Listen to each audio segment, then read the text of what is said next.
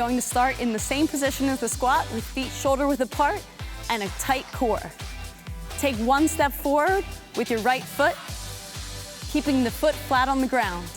Bend both knees to 90 degrees as the left knee just grazes the ground, and push straight back up through your heel to a starting position.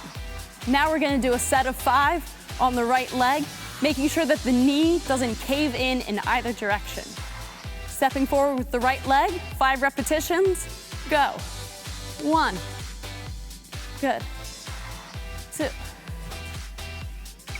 3, 4. Our lunge progression is going to be the lunge pattern.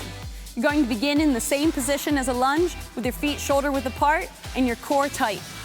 Take a step forward with your right leg, bending the right knee and hip to 90 degrees as you push straight back up through your heel. Next, take a step to the side with the same leg, bending to a 90-degree angle, push straight up through your heel to your beginning position. Lastly, take a step backwards with the same leg to a 90-90 position, push straight up through the heel of the front leg to your starting position.